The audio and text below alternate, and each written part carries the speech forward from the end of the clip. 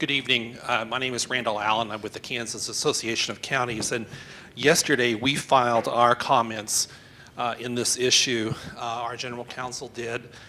Counties, we would look at it from a little bit different perspective than an individual property owner, but we have a lot in common, and you as taxpayers, I think, should be concerned as well about, as a county taxpayer, the impact of waters of the U.S. on the counties, and to some degree the townships, depending on what kind of a system you have in the counties, and that varies across the state.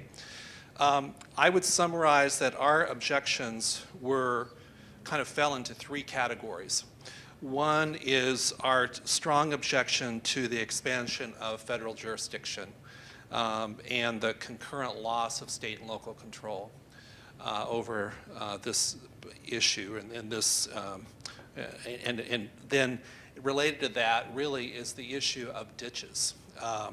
And there were some numbers laid out earlier in terms of the number of miles of ditches that can be potentially affected by this rule, but we think there's a huge potential to increase the number of county ditches under federal jurisdiction.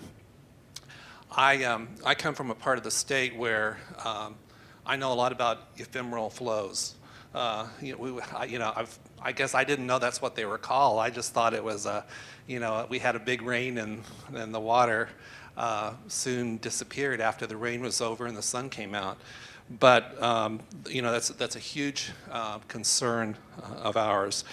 And then the third concern that we expressed in our comments was that the expansion of federal jurisdiction will further clog an already clogged regulatory system, permit issuing system of the Corps.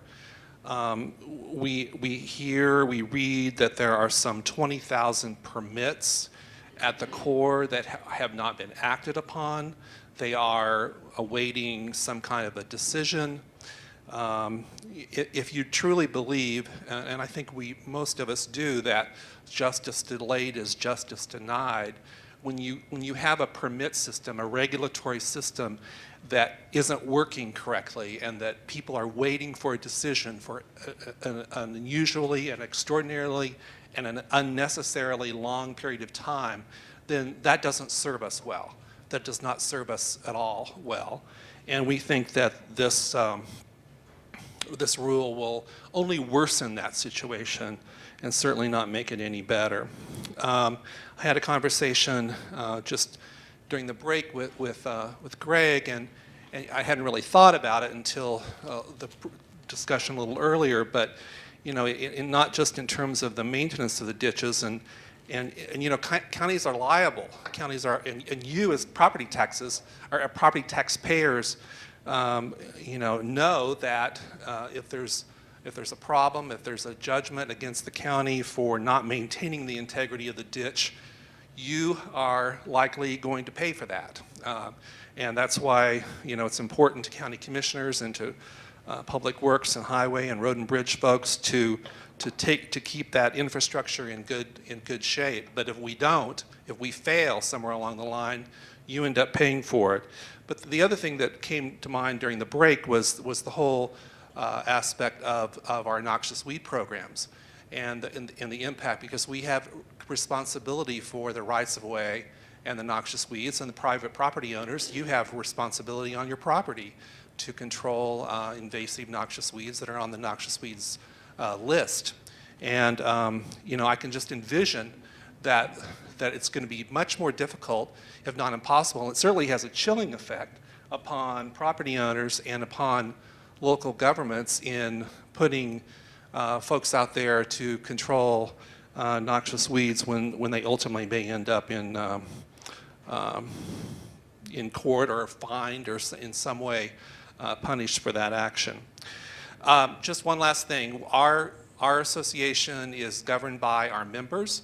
Our members are 103 of the 105 counties of the state, Jackson County being one of those.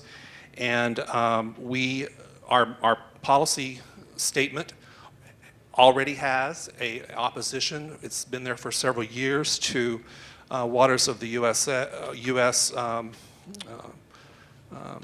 Rule, and we will be, I'm quite sure, we will be affirming that at our upcoming conference in Wichita in November.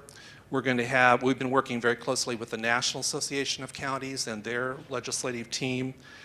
They deal very directly with federal legislative and regulatory issues like this.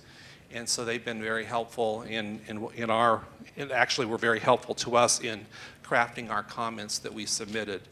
So Donna, thank you for the invitation tonight, and it's good to be with all of you. And I just want to assure you that county governments across the state are on the same side as you, the Farm Bureau and the Livestock Association, in trying to beat back this horrendous rule.